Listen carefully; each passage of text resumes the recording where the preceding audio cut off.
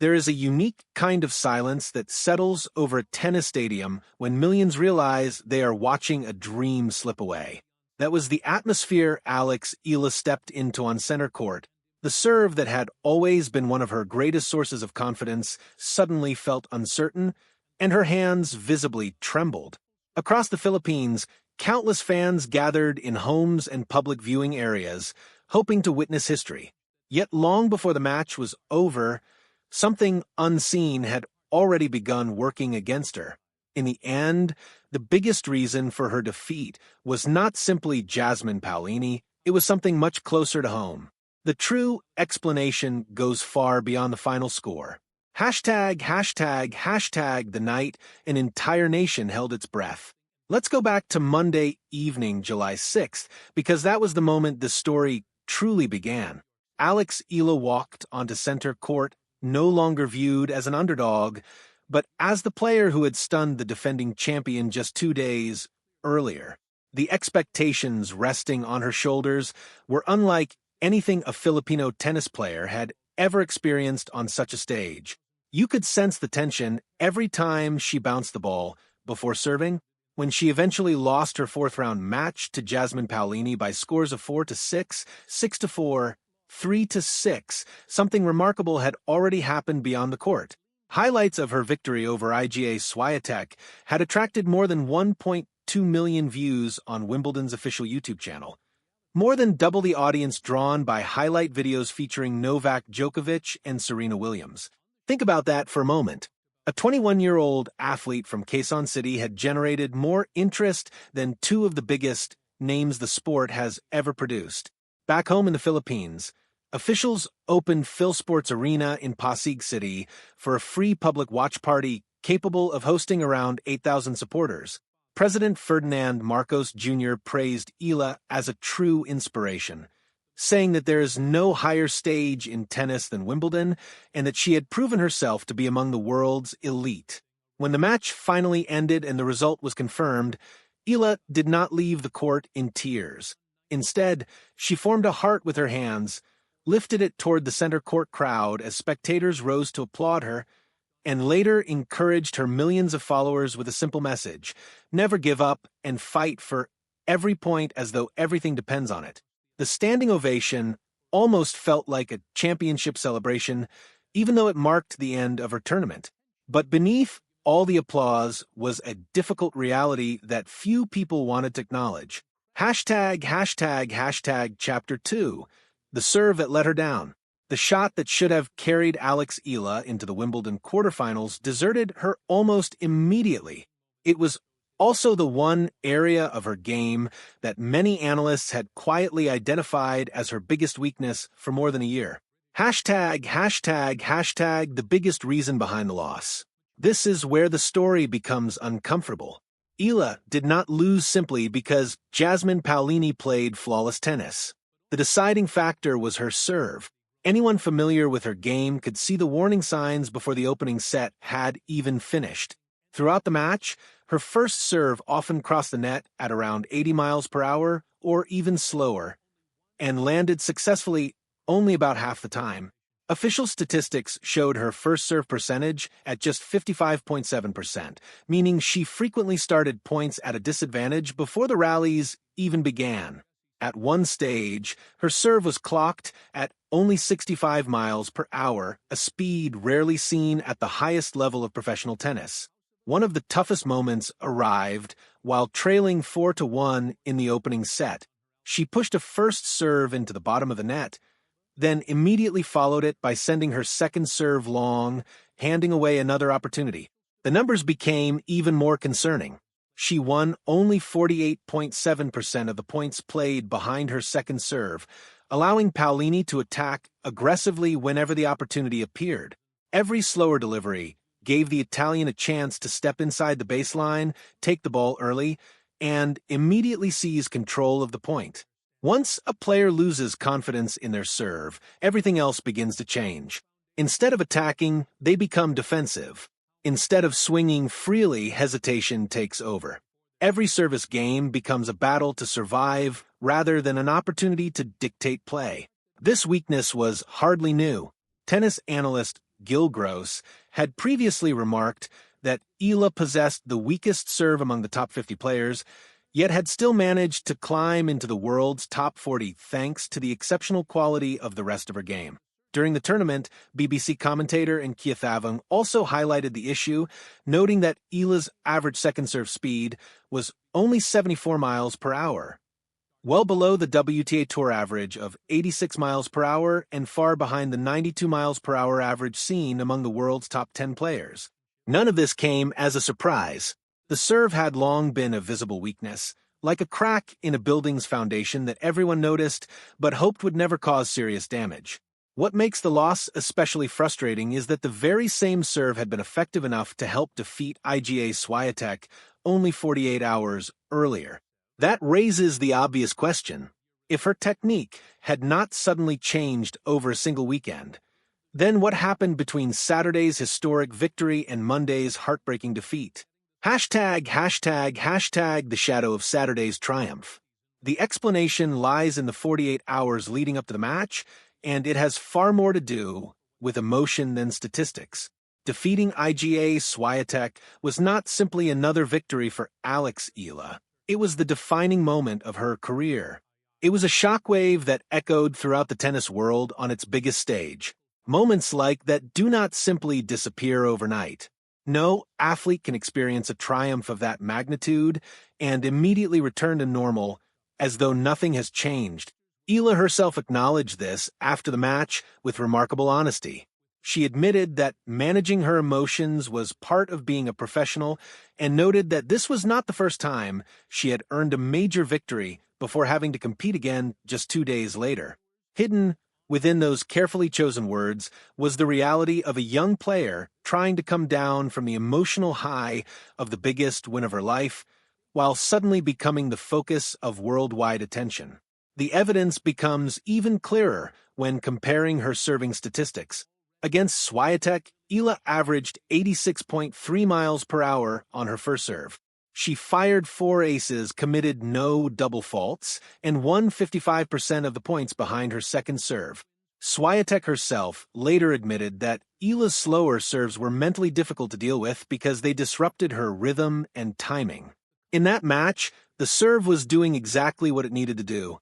2 days later, however, that same shot became one of her biggest weaknesses. Instead of recording 0 double faults, she hit 3. Rather than winning 55% of her second serve points, her success rate dropped below 50%. Spanish tennis outlet Punto Break suggested that the enormous expectations following her historic victory over Swiatek may have weighed heavily on her performance, adding that she simply did not look as fresh or as dominant as she had only 2 days earlier.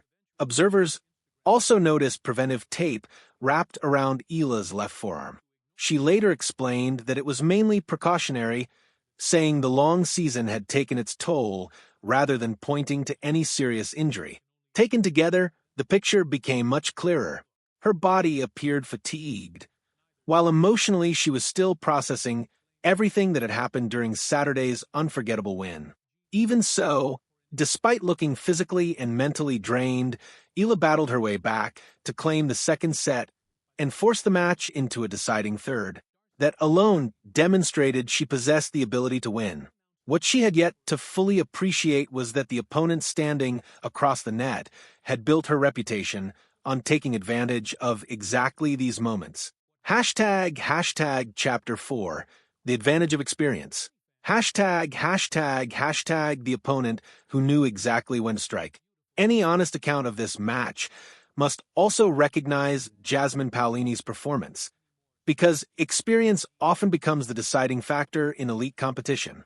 At 30 years old, Paolini had already lived through the pressures Alex Eala was only beginning to experience.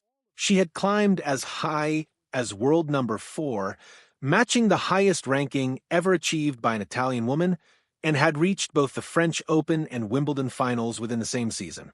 She understood the pressure of the second week at a Grand Slam in a way Eala simply could not yet. Ironically, Paolini entered Wimbledon far from her best form. Her season had been difficult.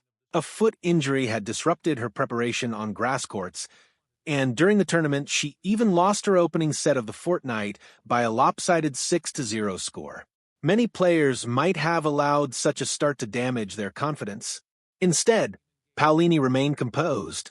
She accepted the setback, trusted her experience, and steadily rebuilt her level 1 point and 1 game at a time, refusing to panic. That calm approach proved decisive during the biggest moments. In the final set, when the pressure reached its highest point, Paolini won an impressive 94% of the points behind her first serve. She surrendered only 5 service points throughout the entire set and never faced a single break point when the match was on the line. She also approached the net 27 times, winning 18 of those exchanges, a clear sign of a player completely confident in her instincts under pressure. Afterward, Paolini admitted she had drawn inspiration from seeing Roger Federer watching from the royal box. Calling him her idol, she smiled as she confessed she had tried not to think about the fact that one of tennis' greatest champions was watching her play. Perhaps the most remarkable detail is that Eala had already defeated Paolini earlier that same year in Dubai, winning 6-1, 7-6. That makes one thing clear. The difference was not superior talent. The difference was experience. Paolini had already survived these moments before. She knew how to remain calm while the pressure intensified. She understood how to stay patient as a younger opponent struggled with the enormous occasion. And that pressure finally began to overwhelm Eala. There was one crucial game in the deciding set where every bit of her inexperience surfaced at exactly the wrong time, and it quietly became the turning point that changed the entire match. The 2 points that changed everything. If you want to pinpoint the exact moment when Alex Eala's Wimbledon dream slipped away, you have to focus on the smallest margins. The final score suggests a comfortable victory for Jasmine Paolini, but the reality was far different. Midway through the match, the total points won stood at 69 for Paolini and 68 for Eala, a difference of just 1 point.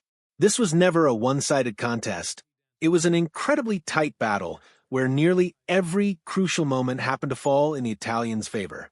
Looking back through the match, you can see just how delicate the balance really was. Paolini earned an early break in the opening set and quickly built a 4-1 lead. Rather than giving in, Eala fought back and closed the gap to 5-4 before Paolini broke serve once more to secure the set. The second set told a different story. Eala attacked aggressively from the start. Although she failed to convert her first 3 breakpoint opportunities, she eventually settled into her rhythm. The defining moment of that set came while serving at 0-40. Facing 3 breakpoints, she produced 5 straight points to hold for 5-3 lead and completely shift the momentum. The center court crowd erupted as her confidence returned. Then came the deciding set, the stretch of the match she will likely remember for a long time. With the score tied at 3-3, Eala stepped up to serve and reached 40-30. She was only 2 points away from holding serve and moving ahead 4-3. Instead, everything unraveled. She missed a backhand long to reach deuce. Moments later, a forehand drifted wide, giving Paolini the advantage. A costly double fault followed at exactly the wrong moment, and another backhand sailed beyond the baseline. 4 unforced errors arrived in one service game when she desperately needed 4 solid points. In an instant, Paolini had broken serve for a 5-3 lead before calmly serving out the match. Throughout the contest, Eala converted only 3 of her 10 breakpoint opportunities. In a match ultimately separated by the smallest of margins, those missed chances became the difference between reaching the Wimbledon quarterfinals and heading home. Speaking afterward, Eala summed it up herself. At this level, she said, matches are decided by details, and often by incredibly small ones. What she may not have realized at that moment was that one of tennis' greatest champions had already identified another reason for her defeat. Hashtag Chapter 6, the tactical breakdown. Hashtag what the tennis legends noticed.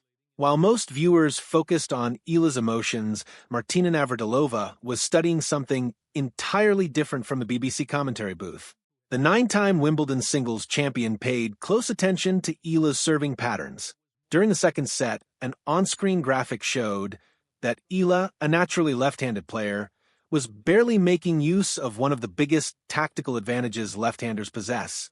Navratilova openly questioned the strategy. She remarked that for a left-handed player, the serving patterns made little sense. According to her, Eala served too frequently wide in the deuce court and too often down the middle from the ad court, the opposite of how left-handed players typically maximize their natural angles. Only about one-third of her serves curved away toward her opponent's backhand. Navratilova admitted she found it difficult to understand. She pointed out that Eala possesses an excellent left-handed serve, but simply wasn't taking advantage of it. More than the speed of the serve itself, it was the placement that puzzled her. Not everyone agreed with that assessment. Former British number 1 Laura Robson offered a different perspective. Robson argued that without additional pace, serving wide from the ad court could actually play directly into Paolini's strengths, leaving an easy backhand return.